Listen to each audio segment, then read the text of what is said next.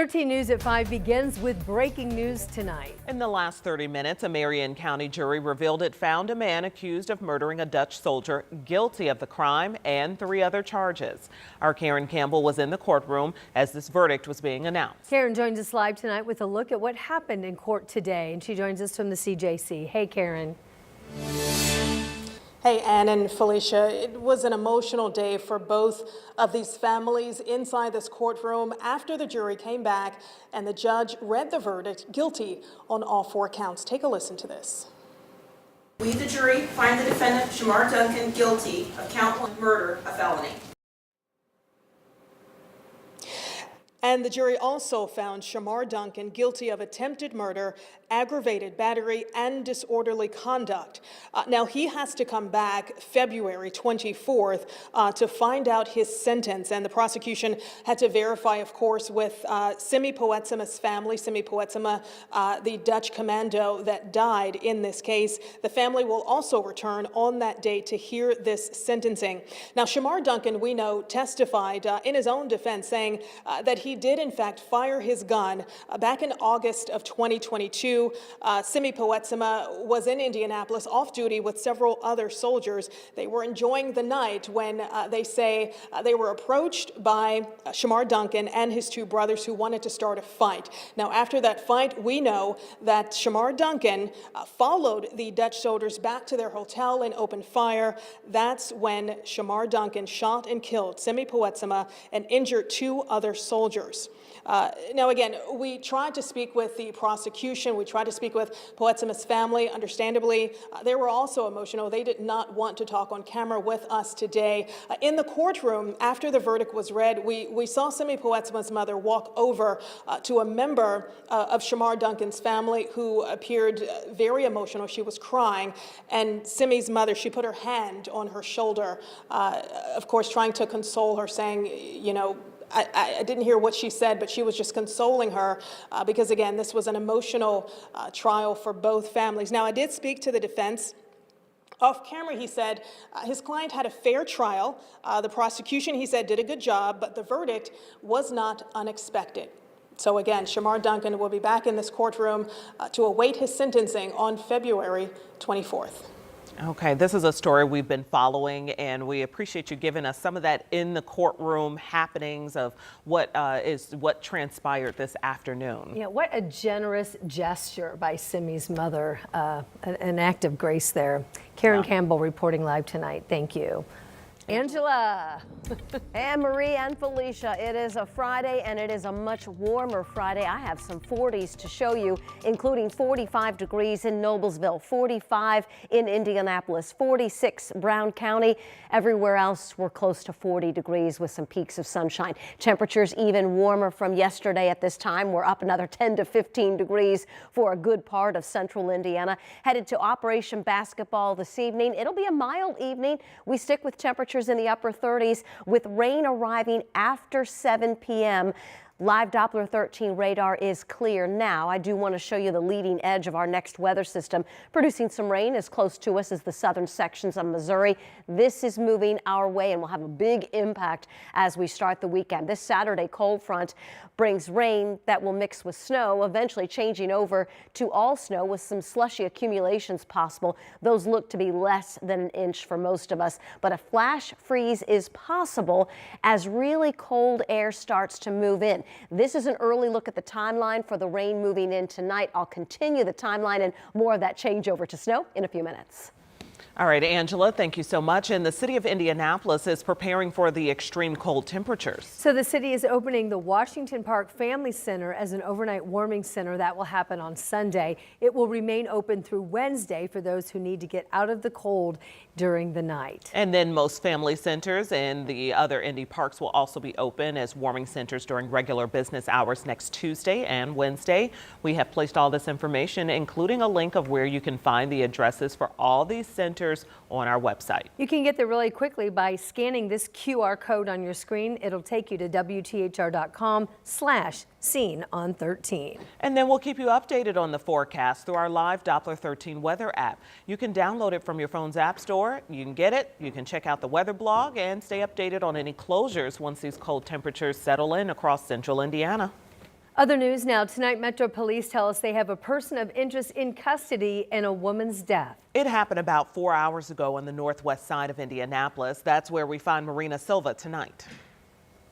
IMPD has been investigating a homicide at this house on Queston Drive South in Indianapolis. They say when they got here, they found a woman dead with injuries with what they're saying are consistent with trauma. IMPD can't confirm the relationship between the two people in the house, but they did say a person has been detained for questioning. That person also did go to the hospital. Officer Tommy Thompson says this is heartbreaking for a community. It's just heartbreaking, gut-wrenching for this community. You're at a dead end here. It's a quiet area. It's just devastating to this neighborhood, I'm sure, and to this family. We'll bring you more details as we get them. Reporting in Indianapolis, Marina Silva, 13 News. Tonight, we are yet another step closer to an official ceasefire in Gaza. Israel's security cabinet recommended the Israeli government approve the deal, and they are expected to pass it later today.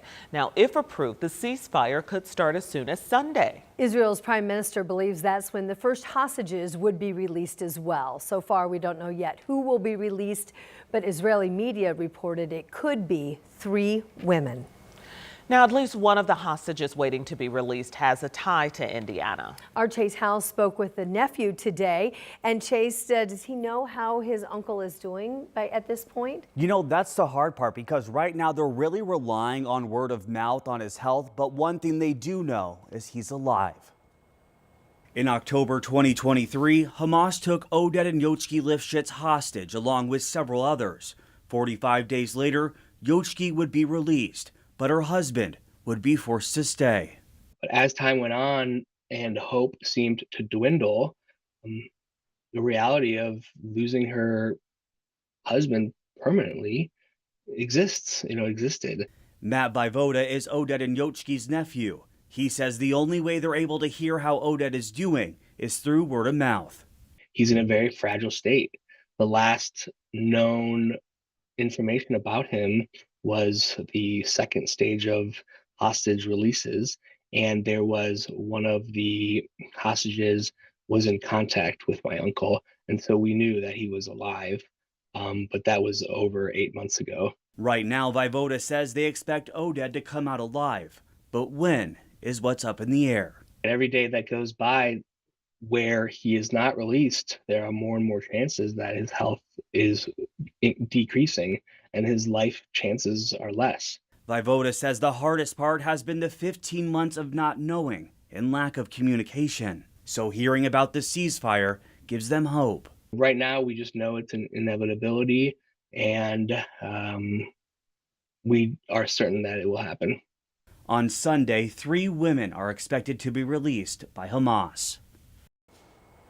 I just couldn't imagine. I mean, I think about Oded's wife. I mean, she was released 45 days after she was captured, and this is the longest time, I'm told, they spent without each other. I mean, 15 months not knowing if your husband's alive or not, and the only communication you have is through word of mouth when hostages get released. So hopefully these 3 women, like I just said, are going to be released on Sunday. We'll have some sort of information for them. It's just the not knowing, and then also him being an older gentleman. Right, he does seem fragile even in those pictures, and that was before he went through these 15 months of who knows what. Right, and from what we know, Mark was telling me earlier, was that, you know, when his aunt came home, she was beaten when she was in those hostage camps. And, you know, Lord knows what he's going through right now, but hopefully, from what I understand, they do expect him to come out alive because he is on that hostage list that's going to be released. Right. All right, Chase Howe, we'll look forward to your continued reporting on this. Thanks so much.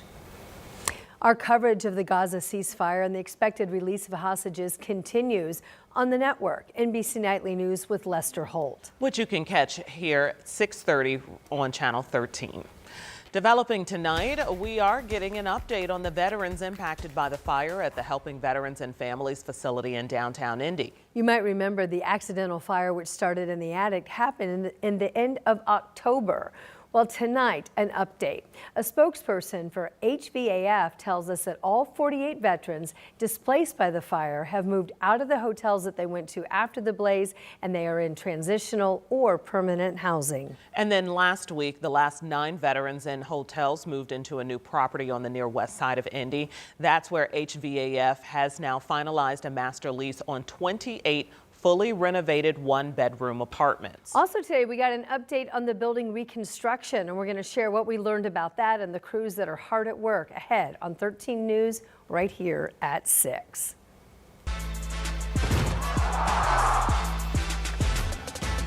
We've been counting down, and every day we just get closer. We are now just days away from the big college football national championship game in Atlanta. It's Monday night, Notre Dame and the Ohio State facing off for the ultimate prize in their league. And our Dominic Miranda joined forces with our sister station WBNS in Columbus, Ohio, as he and Dom Tabiri preview this highly anticipated matchup. What are the stakes when it comes to Columbus? Notre Dame knows all about that. They're hungry. They haven't been here in a while. But what are the stakes, and how do you envision this game going? I think the stakes are high for both programs. I think for both teams, the fact that they're in this moment and at this game, this is an opportunity to become a legend. And as I said, this could be my 3rd national championship. I saw Tress win in 2002. I saw Urban win in 2014. And now Ohio State in 2025 has a chance to win it all. I think this game, and I think you're absolutely, as I break it down, Ohio State has so many weapons on offense. And we'll see how that matchup, to me, that's going to be one of the key matchups that I want to see. Ohio State's explosive offense against that stingy Notre Dame defense, and they've been a good job of, slowing teams down and stopping them. If they cannot slow Ohio State down, it could be a long day. But I think Notre Dame's defense is going to be a challenge. Notre Dame has done a great job of making teams play their game, play their style. And you mentioned slowing down the game, not turning the ball over, maybe controlling time of possession. That's going to be the key for Notre Dame. That's going to be the key for an offense that doesn't rely on moving the ball down the field and Riley Leonard throwing 50-yard bombs or anything like that. They got to stay ahead of the sticks. They got to eliminate penalties. They got to be perfect when it comes to field goals, and Mitch Jeter has been absolutely nails this postseason. Dating back to the IU game, he was 3 for 3 against Georgia, had the biggest kick of his life against Penn State. That is going to be key. But if Notre Dame can eliminate explosive plays, control possession, eliminate turnovers, they're going to give themselves the best chance to win. The stakes are high. They haven't won a national championship since 1988. They haven't been to one since 2012. They are now just emerging as saying, hey, Notre Dame football is back and we're for real. Hadn't won a major bowl game since 1994. They won 2 in a span of a week. And will there be another? We will see. Dom is on his way down to Atlanta right now. He's going to have coverage on air and on WTHR Plus. And as we get you ready for this highly anticipated title game between the Buckeyes and the Irish, you can watch the entirety of that preview that you just saw right now on WTHR Plus. 2 Doms, who knew? Ahead, banning TikTok. What could happen if the ban really goes into effect this coming Sunday? That's ahead at 5:30. Angela? Felicia, weather impact alert days for early next week as more Arctic air moves in. I'm getting you ready in the forecast. Also making progress in the fight against these California wildfires. Why the progress may not last long. Next.